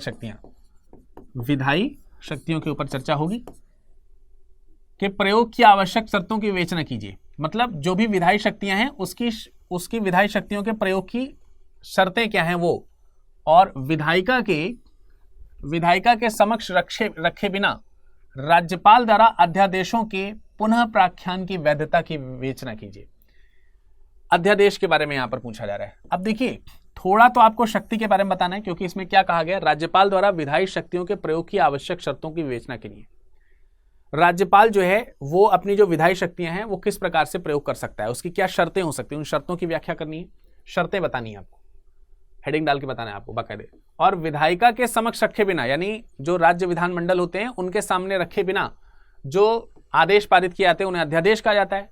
तो अध्यादेश को बार बार लागू करने की जो वैधता है उसकी विवेचना आपको करनी है। बहुत ही सीधा प्रश्न है, इसमें कुछ भी ऊटपटांग तरीके से नहीं पूछा गया है, बिल्कुल आसानी से आप इसकी व्याख्या दे सकते थे। शुरुआत क्योंकि आपको राज्यपाल से करनी है तो आप तुरंत जो है आर्टिकल 153 का प्रयोग करिए। संविधान के अनुच्छेद 153 के तहत प्रत्येक राज्य के लिए एक राज्यपाल के पद के बारे में कहा गया है, या उसी प्रकार से जिस प्रकार से केंद्र में राष्ट्रपति कार्य करता है, लगभग उसी प्रकार से है। और इस अधिकार से राज्यपाल को कई सारी शक्तियां भी प्राप्त हैं, जिसमें विधायी शक्तियों के अलावा वित्तीय शक्तियां, कार्यपालिका से संबंधित शक्तियां, न्याय से संबंधित शक्तियां इत्यादि भी प्राप्त है। इसके अलावा राज्यपाल राज्य विधानमंडल का क्या होता है, एक अंग होता है। जैसे कि राष्ट्रपति जो है वो केंद्रीय संसद का अंग है, उसी तरीके से राज्यपाल राज्य विधानमंडल का एक अभिन्न अंग है। अभिन्न अंग का मतलब इसके बगैर राज्य विधानमंडल नहीं बनेगा। तो राज्य में राज्य विधानमंडल कैसे बनता है, राज्यपाल और अनिवार्य रूप से राज्यसभा और जिन राज्यों में विधान परिषद है उन राज्यों में विधान परिषद को मिलाकर के बनता है।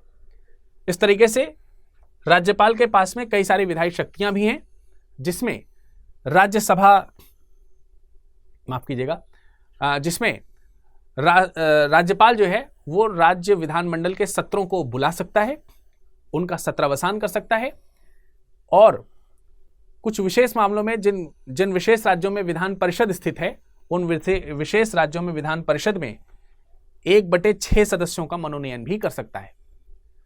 इसके अलावा आपको मालूम ही है कि विधायी शक्तियों की जब हम बात करेंगे तो जो विधेयक बनते हैं वो राज्यपाल की अनुमति से ही बनेंगे। जब सदन या सदनों से पास होकर के कोई विधेयक राज्यपाल के पास आता है तो वह उस पर अपनी अनुमति देकर के उसे विधि बना देता है। तो ऐसे में उसके पास शक्तियां हैं कि ऐसे विधेयक को वो स्वीकार करे, अस्वीकार करे, पुनर्विचार के लिए भेजे, या फिर कुछ आवश्यक लगे तो उसे राष्ट्रपति के लिए रिजर्व करके रख सकता है, राष्ट्रपति के से पूछने के लिए रख सकता है। तो ये इस तरीके के आदेश उसके पास में है। तो ये आपने बता दिया कि कौन कौन से विधायी शक्तियां उसके पास में। साथ ही साथ अन्य महत्वपूर्ण विधायी शक्तियों के साथ साथ अत्यंत महत्वपूर्ण विधायी शक्ति है अध्यादेश जारी करने की शक्ति। अध्यादेश जारी करने की शक्ति जो राज्यपाल को अनुच्छेद 213 से मिलती है। किससे मिलती है? अनुच्छेद 213 से। राष्ट्रपति को यही शक्ति अनुच्छेद 123 से मिलती है, राज्यपाल को यही शक्ति किससे मिलती है? अनुच्छेद 213 से मिलती है। तो अब यहां तक आपने काफी बड़ी सी व्याख्या कर दी है। मेरे ख्याल से ये 2 पैराग्राफ में आ जाना चाहिए, जितनी बात मैंने आपको यहां पर बताई। फिर वही ध्यान रखना है कि आपको ये 250 शब्दों में लिखना है। स्वाभाविक सी बात है कि आप थोड़ा इसमें ज्यादा समय ले सकते हैं, थोड़ा आप बता सकते हैं। जैसे शक्तियों के बारे में मैंने आपको बताया, तो 2 पैराग्राफ आप यहां तक लिख सकते हो आराम से। बहुत सारी चीजें हमने बताया इसमें। अब यहां पर आप शर्तों पे आ जाइएगा, क्योंकि आवश्यक शर्तों की बात करी गई, तो शर्तों पे आ जाइए। और खासकर अगर आप शर्तें जो हैं अध्यादेश के इर्द गिर्द बताएंगे तो ज्यादा ठीक रहेगा, क्योंकि प्रश्न भी इसी पर फोकस्ड है। तो इसके पास में क्या क्या शर्तें होती हैं, जैसे कि जब हम ये विधायी शक्तियों का प्रयोग करता है तो मंत्री परिषद की सलाह से या उसके परामर्श से करता है।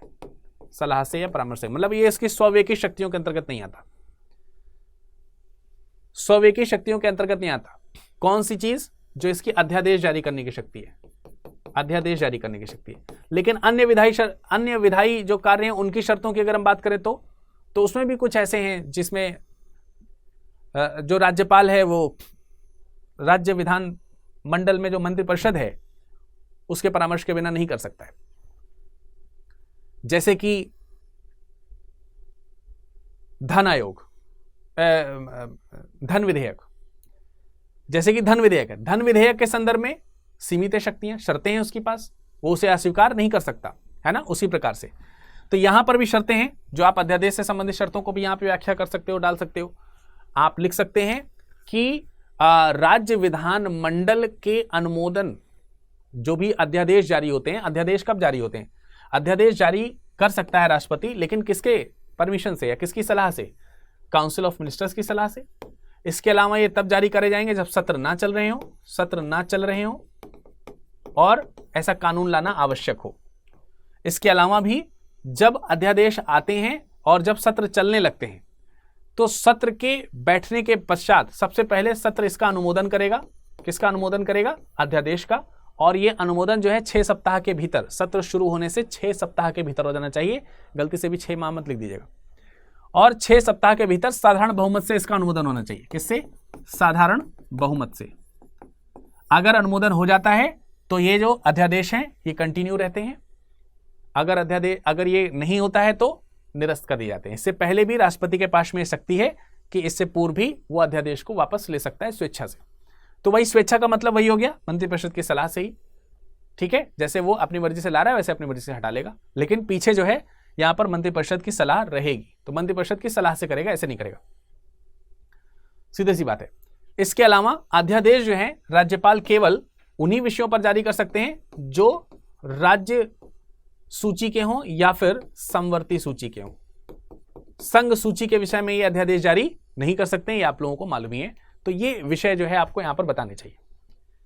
अब जब हमने यहां पर बता दिया, इनकी शर्तें बता दी, इनके कार्य बता दिए, इनफैक्ट हमने ये भी रेफरेंस दे दिया कि राज्यपाल जो है वो कहाँ पर वर्णित है, उसके पास में किन किन प्रकार की शक्तियां होती हैं, उसमें विधायी शक्तियों की व्याख्या कर दी, उसमें अध्यादेश की व्याख्या कर दी। अब बचा रह गया क्या कि अध्यादेशों के पुनः प्राख्यान की वैधता। तो आप यहां पर तुरंत लिखेंगे अध्यादेशों को भारतीय संविधान में अध्यादेशों को कितनी बार लाया जा सकता है से संबंधित किसी सीमा का वर्णन नहीं है। फिर चाहे वो राष्ट्रपति के लिए हो, राष्ट्रपति भी अध्यादेश जारी करता है ना, और फिर चाहे वो किसी राज्य के राज्यपाल के लिए हो, किसी के लिए भी वर्णित नहीं है। अब आप समझ पा रहे होंगे इस चीज को शायद कि जो इसको पुनर्प्राख्यान का मतलब क्या है कि कोई अध्यादेश आया वह रिजेक्ट हो गया, मान लेते हैं, जब सदन बैठा और सदन ने 6 सप्ताह के पहले उसको क्या कर दिया, रिजेक्ट कर दिया, यानी कि अनुमोदन नहीं मिल पाया। तो अनुमोदन नहीं मिल पाया तो अध्यादेश क्या हो गया, समाप्त हो गया। उसके बाद फिर जब सत्र समाप्त हुए तो उस समय फिर से वही अध्यादेश फिर से जारी कर दिया गया, और फिर से जो है जब सत्र शुरू होगा तो फिर उसका अनुमोदन होने के लिए वो सदन में जाएगा। ऐसे करके कितनी बार सदन द्वारा अनुमोदन ना होने पर भी उसे कितनी बार अध्यादेश में लाया जा सकता है, सेम ही आदेश को। तो इसकी कोई सीमा नहीं है। तो सीमा नहीं है का एक सिंपल सा अर्थ यह है कि कितनी भी बार लाया जा सकता है। परंतु किसी भी कार्य के विचार भी तो महत्वपूर्ण होते हैं, और हमारे संविधान में हर चीज अंतर्निहित भावना के आधार पर चलती है। संविधान ये कहता है कि जो संविधान की मूल भावनाएं हैं उसको ब्रेक नहीं करना है, और इसीलिए संविधान की मूल भावनाएं लिखी ही नहीं है, वरना सीमित हो जाएंगी मूल भावनाएं। मूल भावनाएं सीमित नहीं हो सकती, असीमित रहेंगी। तो अध्यादेशों का बार बार जारी होना मूल भावनाओं के खिलाफ जाता है। अब क्योंकि यहां पर यह पूछा गया है कि पुनः प्राख्यान की वैधता की विवेचना करनी है, तो स्वाभाविक सी बात है इससे संबंधित यदि अगर आपको कोई वाद याद है तो बहुत अच्छी तरीके से आप इसका व्याख्या कर सकते हैं। संविधान की मूल भावना के विरुद्ध है। इसमें आप डीसी वाधवा केस का एग्जाम्पल दीजिए। डीसी वाधवा केस, बगैर इस केस का उदाहरण दिए हुए मुझे लगता नहीं है कि ये उत्तर पूरा होगा। तो डीसी वाधवा जो केस है, जो कि 1986 का है, बिहार में 14 बार एक ही अध्यादेश बार बार जारी किया गया, 14 वर्षों तक लगातार अध्यादेश जारी होते रहे। तो इस केस में जब न्यायिक जो पुनरावलोकन है उसकी शक्ति यहां पर आ जाती है सामने, और इसमें एक टर्म क्वाइंट होता है, वो टर्म है आभासी विधायन। आभासी विधायन, और इस केस में आभासी विधायन को संविधान के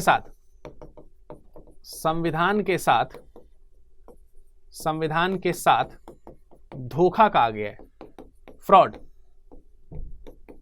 धोखा कहा गया कि अगर ये हो रहा है तो संविधान के साथ धोखा हो रहा है। अब ये क्या है, कोई ऐसा विषय जिस पर आपको कानून बनाने का अधिकार नहीं है, परंतु आप उस पर फिर भी कानून बना रहे हैं और बार बार बना रहे हैं, गलत व्याख्या दे करके बार बार बना रहे हैं, तो उसे हम आभासी विधायन कह सकते हैं। अब भाई अध्यादेश क्या है, अध्यादेश के बारे में क्या कहा गया है, वास्तविक रूप में विधि बनाने का अधिकार तो राज्यपाल को है नहीं। राज्यपाल विधि नहीं बनाएंगे, राज्यपाल जो है वो विधि नहीं बनाएंगे, विधि बनेंगी विधानमंडल में, विधानमंडल जिसमें सदन है, सदन में बनेगी, सदन में, सदन है नहीं, आप अपनी शक्ति का प्रयोग करके बार बार बना दे रहे हैं। तो अकेले आप नहीं बनाएंगे, सदन बनाएगा। तो जब सदन बनाएगा, बार बार आप बना रहे हैं, ये किसी विशेष स्थिति में बनाने के लिए कहा गया है। कहा गया कि जब अत्यंत आवश्यक हो, विधि बनाना बहुत जरूरी है, लेकिन सदन कार्य नहीं आ सकते। जैसे एग्जाम्पल के तौर पर अभी कोविड का समय आया था, तो संसद नहीं चल सकती थी, या राज्य के विधानमंडल नहीं चल सकते थे, बुलाया नहीं जा सकता था, खतरा था, लेकिन उस समय कानून की बड़ी आवश्यकता थी। तो ऐसे में राज्यपाल जो है वो अध्यादेश जारी कर सकता है, या जारी कर सकता था, लेकिन इसे बार बार नहीं लाया जा सकता है। हाँ, इसमें एक दो केसेस का रेफरेंस आप और दे सकते हो, जैसे आप दे सकते हैं LC Cooper case. LC Cooper case 1970 का मामला जो है। इसके अलावा आप जो है ए के रॉय केस के बारे में बता सकते हैं, 1982 का मामला। दोनों में ये कहा गया है की परिस्थिति की जांच करी जा सकती है। अध्यादेश जो है वो किस परिस्थिति में जारी किए गए हैं, अध्यादेश किस परिस्थिति में जारी किए गए हैं, उन अध्यादेशों के ऊपर न्यायिक पुनरावलोकन किया सकता है माननीय न्यायपालिकाओं के द्वारा या माननीय न्यायपालिका के द्वारा। तो इस प्रकार के केस भी आप ले सकते हैं। ठीक है, तो क्योंकि यहां पर यही कहा गया है प्रश्न में कि अध्यादेशों के पुनर्प्राख्यान की वैधता की विवेचना कीजिए, तो आप यहां पर बता सकते हैं इस प्रकार से, निश्चित रूप से राज्यपाल के पास में अध्यादेश जारी करने की शक्ति है, परंतु बार बार अध्यादेश जारी करना यह संविधान की मूल भावनाओं के खिलाफ है, और आपने देखा कि उक्त विवाद के अनुसार इसे जो है संविधान के साथ धोखा माना जा सकता है। अतः इसका प्रयोग जितना सीमित हो उतना सीमित करना आवश्यक है। ठीक है, तो यह प्रश्न आप इस तरीके से कंक्लूड कर सकते हो। अब चलते हैं अगले प्रश्न की ओर। इस प्रश्न में कहा गया है भारत और फ्रांस के राष्ट्रपति के निर्वाचित होने की प्रक्रिया का आलोचनात्मक परीक्षण कीजिए। तो एक तो राष्ट्रपति का निर्वाचन है, राष्ट्रपति का निर्वाचन की बात करी गई है, और दो जगहों के, भारत और फ्रांस के। और आप तुरंत समझ गए होंगे कि भारत और फ्रांस के राष्ट्रपति के निर्वाचन का मतलब हो गया कि अभी हाल ही में भारत में भी राष्ट्रपति का चुनाव हुआ और फ्रांस में भी। तो स्वाभाविक सी बात है कि यह प्रश्न बन गया। तो एक करंट से रिलेटेड एक क्वेश्चन है जो यहां पर पूछा गया है आपसे विशेष तरीके से। परीक्षण करना है आलोचनात्मक, या फिर आप तुलनात्मक परीक्षण भी कर सकते हैं। ठीक है, तो इसमें बिल्कुल सीधी सी बात है, आपको भारत के राष्ट्रपति के बारे में बताना है, उसके निर्वाचित होने की प्रक्रिया, राष्ट्रपति के बारे में भी क्या, election procedure, critically examine the procedures through which the president of India and France elected. तो ये आपको प्रोसीजर बताना है, प्रोसीजर्स, राष्ट्रपति के निर्वाचन की प्रक्रिया। तो स्वाभाविक सी बात है, आप इसकी शुरुआत कहां से कर सकते हो, भारत के अनुच्छेद 52 के अनुसार भारत का एक राष्ट्रपति होगा जो कि जिसमें समस्त कार्यपालिका की शक्तियां निहित होंगी, जिसके निर्वाचन से संबंधित प्रावधान अनुच्छेद 54 और अनुच्छेद 55 में आपको मिल सकते हैं। ठीक है, जिसमें अनुच्छेद 54 जो है वो राष्ट्रपति के निर्वाचक मंडल की बात करता है, निर्वाचक मंडल, एवं इसमें निर्वाचन पद्धति जो है उसका इस्तेमाल करते हुए बताया गया, प्रक्रिया जो है उसका इस्तेमाल करते हुए बताया गया। अब क्योंकि ये 250 शब्दों में लिखना है, तो स्वाभाविक सी बात है इसमें आप थोड़ा थोड़ा जरूर बता सकते हैं कि निर्वाचक मंडल जो है उसमें कौन कौन शामिल है और निर्वाचक पद्धति में किन किन पद्धतियों का इस्तेमाल किया जाता है। जैसे कि निर्वाचक मंडल की व्याख्या करते हुए आप बता सकते हैं कि राष्ट्रपति के निर्वाचक मंडल में संसद के निर्वाचित सदस्य एवं राज्यों की विधानसभा के निर्वाचित जो सदस्य हैं वो पार्टिसिपेट करते हैं। ठीक है, तो आपने यहां पर क्या कर दिया, निर्वाचक मंडल के बारे में बता दिया। साथ ही साथ यह भी बताया कि भारत के राष्ट्रपति का जो निर्वाचन है, निर्वाचन इन सदस्यों द्वारा अप्रत्यक्ष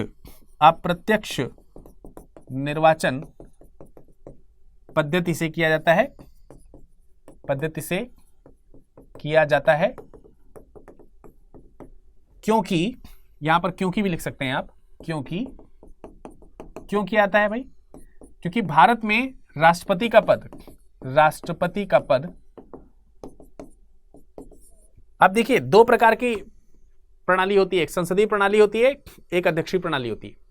तो भारत में राष्ट्रपति जो है वो संसदीय प्रणाली का प्रमुख है, अतः वास्तविक शक्तियां राष्ट्रपति के पास निहित नहीं है।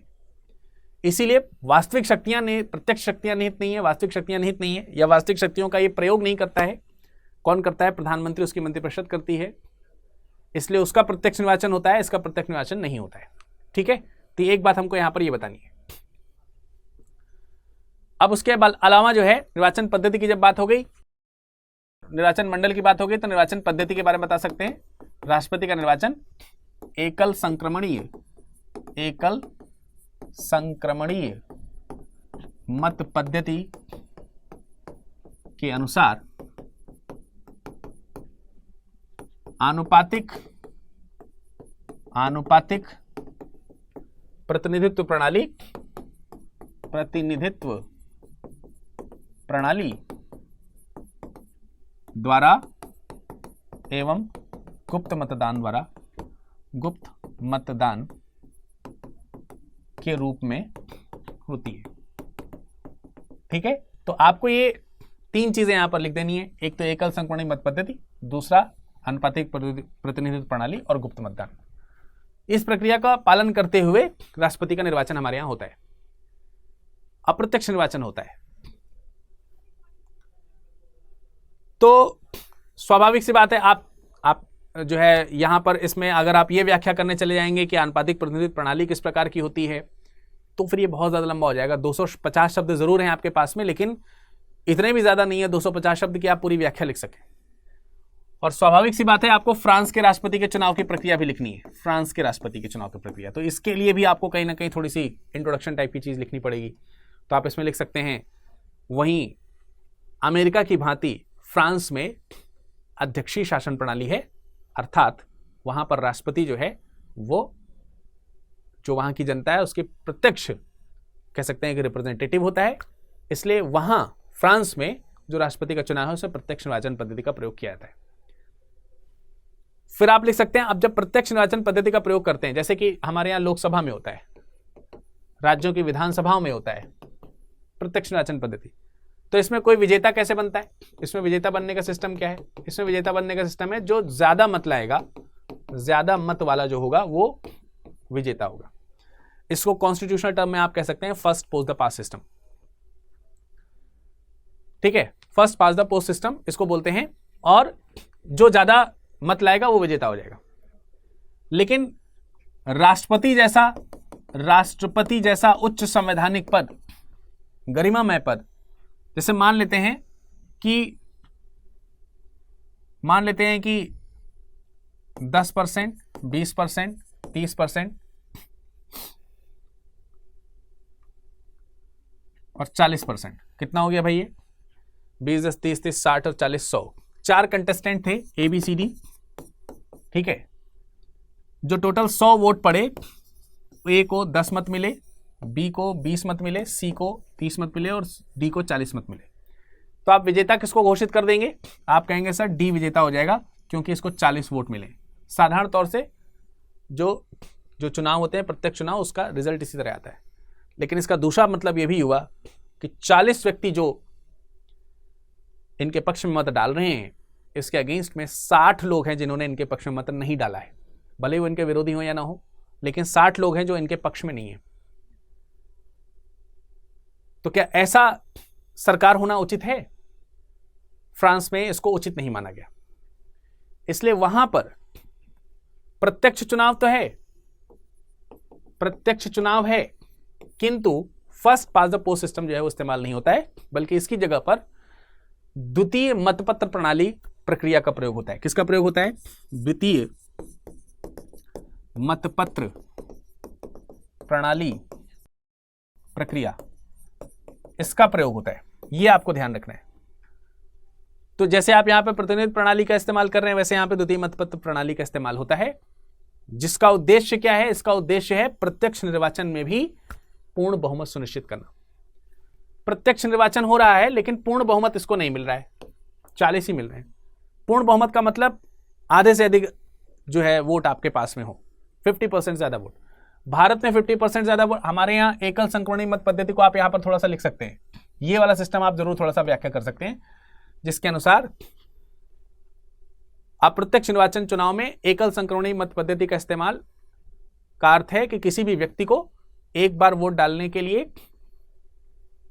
अवसर मिलेगा, लेकिन वो उस एक बार में एक से अधिक विकल्पों का चयन कर सकता है, अर्थात वरीयता क्रम के अनुसार अन्य उम्मीदवारों को भी वरीयता क्रम के अनुसार वोट दे सकता है एक ही बार।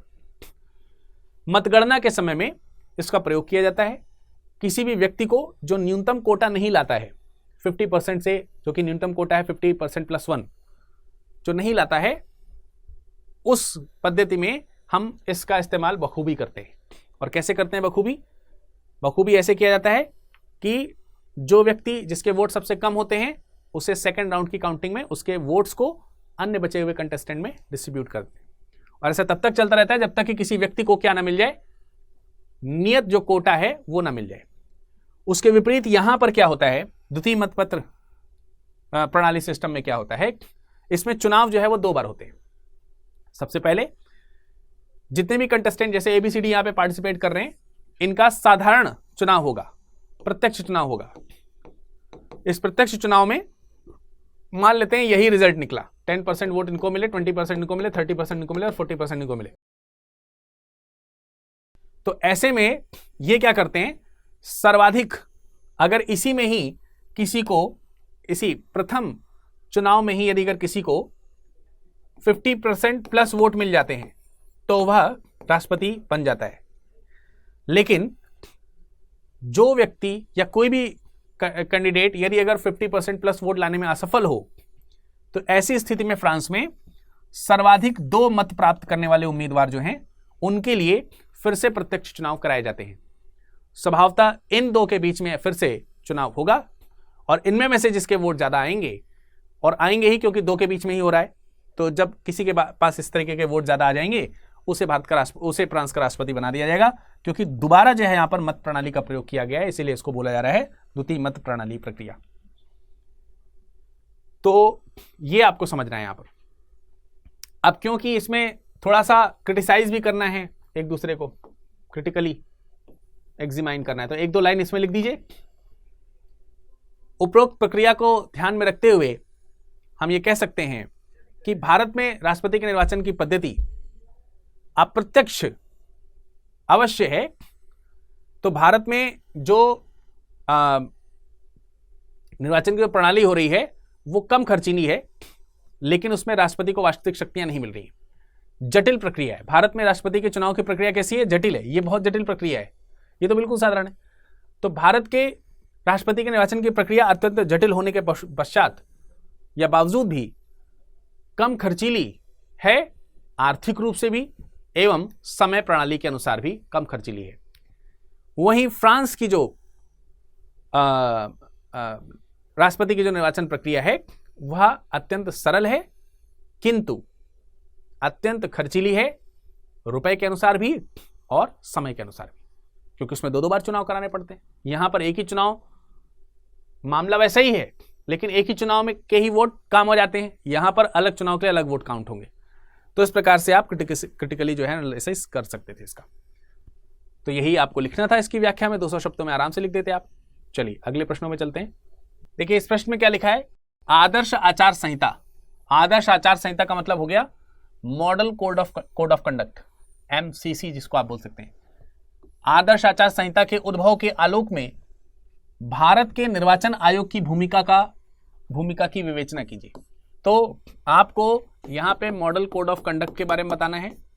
इसके अलावा भारत के निर्वाचन आयोग, तो निर्वाचन आयोग के बारे में बताना है, आयोग की भूमिका बतानी है। तो बहुत ही साधारण सा सरल सा प्रश्न है। देखिए आप सबसे पहले तो यहां पर बता सकते हैं कि भारत में आदर्श आचार संहिता का संविधान के किसी भाग में वर्णन नहीं किया गया है, ना ही किसी भी विधानमंडल द्वारा इससे संबंधित किसी कानून की व्याख्या की गई है, ना ही कोई कानून बनाए गए। परंतु फिर भी चुनाव के संबंध में, भारत में निर्वाचन के संबंध में आदर्श आचार संहिता का एक महत्वपूर्ण स्थान है। और इसकी अगर आप टाइमलाइन लिखना चाहते हो तो टाइमलाइन के बारे में थोड़ी सी व्याख्या कर सकते हैं चाहे तो, या फिर आप बता सकते हैं कि ये तो बता सकते हैं कि मतलब जो आदर्श जो चुनाव संहिता है। अब आदर्श चुनाव संहिता क्या है?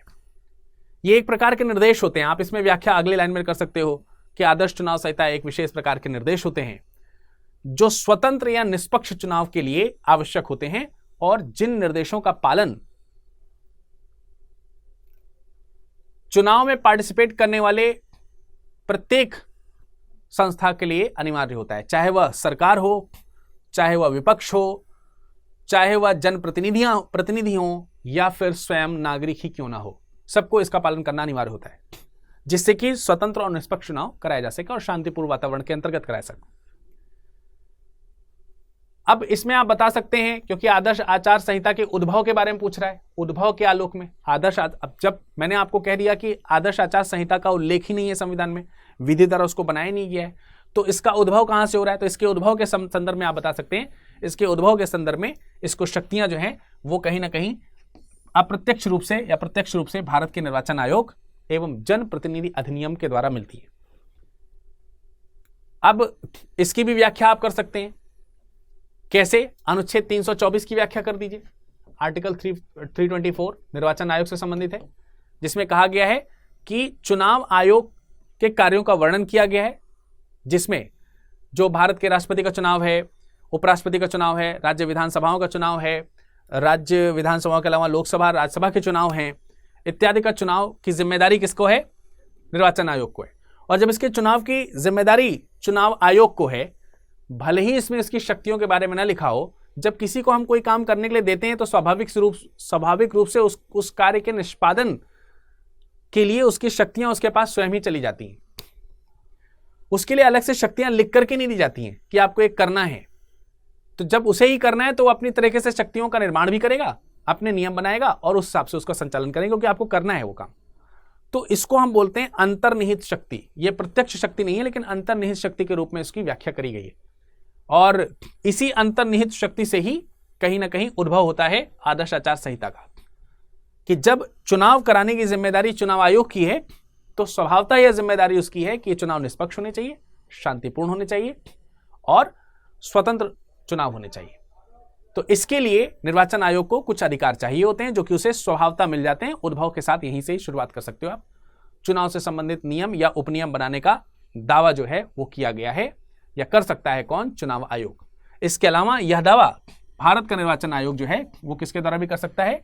वह कर सकता है जनप्रतिनिधि अधिनियम के द्वारा भी कर सकता है, क्योंकि जनप्रतिनिधि अधिनियम के द्वारा भी इसी तरीके की चीजें यहां पर आती हैं। वास्तविक रूप में देखा जाए तो सन 1991 में टी.एन. शेषन के द्वारा जो है इसकी शुरुआत हमको देखने को मिलती है। अब मॉडल कोड ऑफ कंडक्ट की जब आप बात कर रहे हैं तो भारत में निर्वाचन आयोग की भूमिकाओं के बारे में भी उसने पूछ रखा है। भारत के निर्वाचन आयोग की भूमिका किसके संदर्भ में पूछ रहा है? इसके संदर्भ पूछ रहा है कि आदर्श आचार संहिता के संदर्भ में कैसी होगी। तो आप यहां पर आप बता सकते हो, पूरी व्याख्या लिख सकते हो, कई सारे लाइंस में आप लिख सकते हैं कि इसका काम क्या है।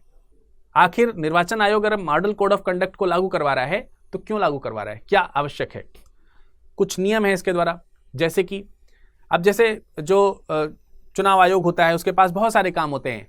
बहुत सारे कामों में मैंने आपको बताया कि लोकसभा, राज्यसभा, राज्यों की विधानसभा, उपराष्ट्रपति, राष्ट्रपति, इन सबके चुनाव करवाने के साथ साथ चुनाव क्षेत्रों का परिसीमन कराना, जो सदस्य हैं, विधायक हैं या फिर जो अन्य सदस्य हैं, सांसद हैं, उनके सदस्यता की जांच से संबंधित अगर कोई बात है तो उसकी सदस्यता की जांच कर सकते हैं वे। इसके अलावा जो चुनाव चिन्ह हैं उनका आवंटन करना, पार्टियों के नामों का आवंटन कराना, उनका रजिस्ट्रेशन कराना, इस तरीके की तमाम सारी जो चीजें होती हैं वो निर्वाचन आयोग देखता है। इसी में ही उसका यह भी काम है कि वो आदर्श आचार संहिता बना करके रखे। अब आदर्श आचार संहिता लागू कब से होती है तो आप देखेंगे इसके लिए कोई लिखित प्रावधान नहीं है। आदर्श चुनाव संहिता चुनाव आयोग के द्वारा जैसे ही घोषणा की जाएगी चुनाव की, जैसे ही आधिकारिक घोषणा करी जाएगी, आधिकारिक घोषणा के द्वारा स्वतः क्या हो जाते हैं? इफेक्टिव हो जाते हैं आदर्श आचार संहिताएं। और ये तब तक इफेक्टिव रहती हैं जब तक कि जिस चुनाव की घोषणा करी गई है उस चुनाव के अंतिम सत्र के मतदान ना हो जाए। तो अंतिम सत्र के मतदान तक, चुनाव की घोषणा से अंतिम सत्र के मतदान तक ये इफेक्ट में रहती हैं। अब इनका उद्देश्य आप बता सकते हैं, इनके बारे में बता सकते हैं कि इनका पालन करना मैंने बताया कि सरकार अगर तो सरकार को भी जरूरी है। अब सरकार होती है तो पावरफुल होती है, उसके पास तमाम सारे सरकारी तंत्र होते हैं, तमाम सारी सरकारी मशीनरीज होती हैं, जिसका वो प्रयोग किसमें कर सकती है, जिसका वो प्रयोग चुनाव प्रचार में कर सकती है। तो ऐसा करने के लिए मना ही, ऐसा नहीं करना है, वरना उसे एडवांटेज मिलेगा और चुनाव तो निष्पक्ष होने चाहिए। एडवांटेज मिल गया तो निष्पक्ष कहां हुआ। इसके अलावा कोई भी प्रतिनिधि जो है या जनप्रतिनिधि जो है या फिर पक्ष या विपक्ष जो है या फिर जो भी उम्मीदवार है वो किसी प्रकार से लोक लुभावने जो भाषण है उसका इस्तेमाल नहीं करेगा। जाति या धर्म के आधार पर वोट नहीं मांगे जाएंगे, इनको मुद्दा नहीं बनाया जाएगा। नागरिकों को भी इसके पालन के निर्देश दिए जाते हैं। मसलन बहुत ज्यादा अमाउंट लेकर के आप एक जगह से दूसरी जगह मूव ना करें, वरना आप संदेह के घेरे में आ सकते हैं कि इतना पैसा लेकर के कहां जा रहे हो, है ना, पकड़ा जा सकता है आपको।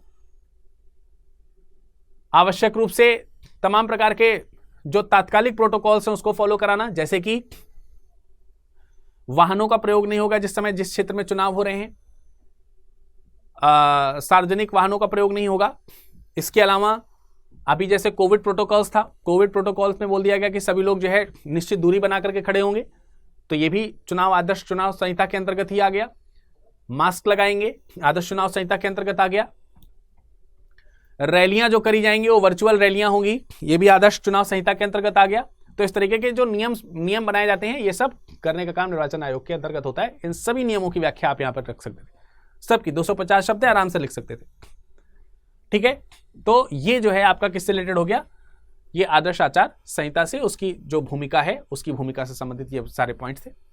इसमें आप अंत में भी लिख सकते हैं कि इन आदर्श आचार संहिताओं को लागू करवाने या इफेक्टिवली लागू कराने के लिए के प्रावधानों में उल्लंघन करने पर सजा के प्रावधान है, या फिर चेतावनी भी दे सकते हैं, या फिर किसी सदस्य की सदस्यता रद्द की जा सकती है, चुनाव प्रचार को रोकने के निर्देश दिए जा सकते हैं, या किसी व्यक्ति की उम्मीदवारी को पूर्णतया कुछ समय के लिए नष्ट किया जा सकता है। तो ऐसी शक्तियों का प्रयोग जो है वो चुनाव आयोग, निर्वाचन आयोग जो है वो कर सकता है आदर्श आचार संहिता के अंतर्गत। तो ये आपका जो है 250 शब्दों में व्याख्या आराम से हो जाएगी जो आदर्श आचार संहिता के उद्भव एवं विकास के लिए। तो ये कुछ प्रश्न थे जो कि आपके एग्जाम में आए थे, जिनके बारे में मैंने आपको बताया, और उम्मीद करते हैं कि आपको ये सारे जो प्रश्न हैं वो सब अच्छी तरीके से व्याख्या में जो मैंने आपको बताए हैं वो सब समझ में आए होंगे और आप सही तरीके से लिख पाए होंगे। ठीक है, तो इसी प्रकार के किसी सत्र में हम आपसे फिर मुलाकात करेंगे। फिलहाल इसमें इतना ही। विषयों का अध्ययन करते रहिए, हमारे अनुभवों से आपको लाभ होगा ऐसी हमारी उम्मीद है, और उम्मीद भी कर रहे होंगे कि आप उससे लाभान्वित हो भी रहे होंगे। आपका समय शुभ हो। धन्यवाद।